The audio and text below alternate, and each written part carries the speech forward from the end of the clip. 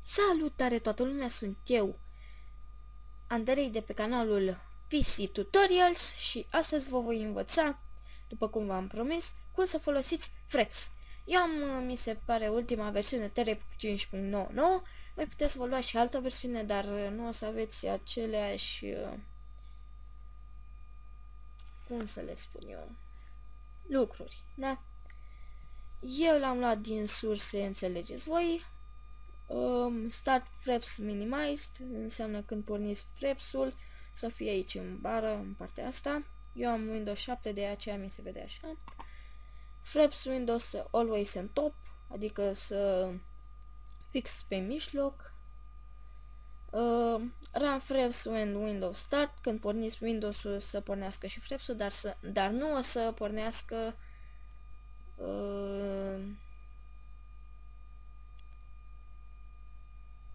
să înregistreze. Da.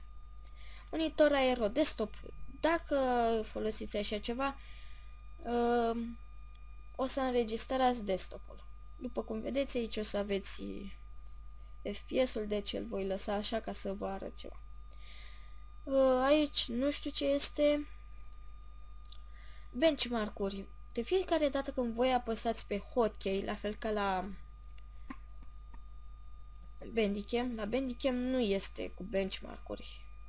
Deci veți apăsa pe F11 și vor selecta niște date. Ca de exemplu, apăs eu F11 și deodată îmi selectează FPS-ul, cât am, frame time-ul, după cum vedeți aici, și care a fost cel mai puțin sau cât de mult, care a fost maxim de FPS-uri, înțelegeți voi, da? Să se oprească benchmark-ul după câte secunde alegeți voi, dacă alegeți această căsuță. Aici nu știu ce este, hide overlay, asta nu v-aș spune să alegeți, deci ca să vedeți câte FPS-uri aveți. Nu o să apară în video niciodată.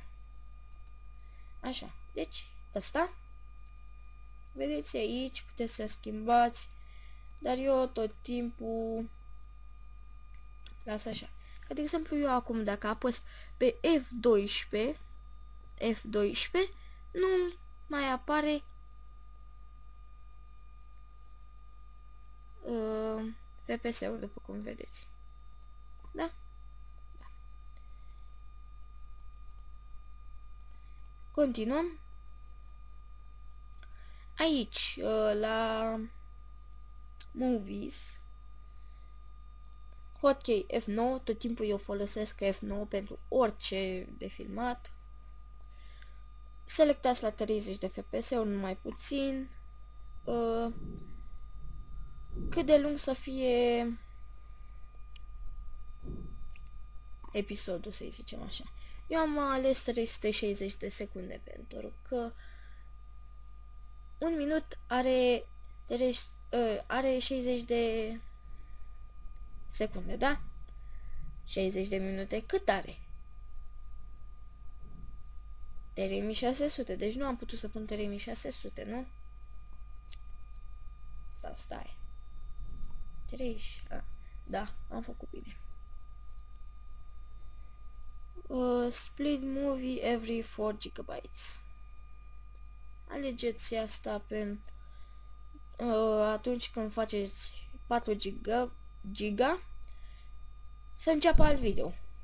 Și tot așa, înțelegeți. Sound Capture Settings. Dacă vreți să înregistrați sunetul de pe Skype și de pe astea, apăsați aici, stereo, record external input, să înceapă să îl înregistreze abia atunci când apăsați space, la fel cum este și la Bandicam, numai că la Bandicam puteți să aveți două sunete. Hide mouse cursor în video, deci nu v-aș spune să apăsați log frame rate while recording, nu, pentru că mai bine lăsați calculatorul să meargă în FPS-urile lui, fluctuațiile lui, decât să fie așa continuu. să meargă așa și după aia să vă cadă deodată când opriți videoclipul la 0 FPS-uri, că mi s-a întâmplat. Force Lossless RGB Capture. Nu știu ce înseamnă, dar nu știu, chiar nu știu.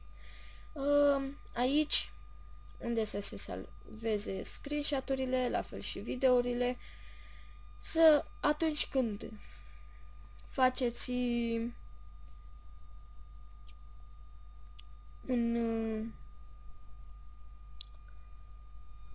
o captură de ecran, se va salva aici și formatul. Eu am ales PNG pentru că nu știu ce fel de JPG este. La Bandicam puteți să folosiți JPG de mare calitate și mică calitate, PNG și BMP. Deci două, deci sunt vreo 4, la fel ca aici, numai că nu au adăugat targa. De aceea am ales PNG. La Bandicam am ales JPG de mare calitate.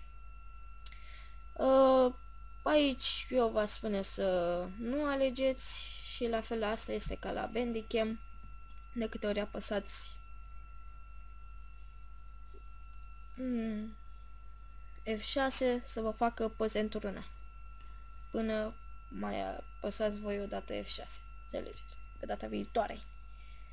De fapt, acesta a fost tutorialul de astăzi. Pe data viitoare.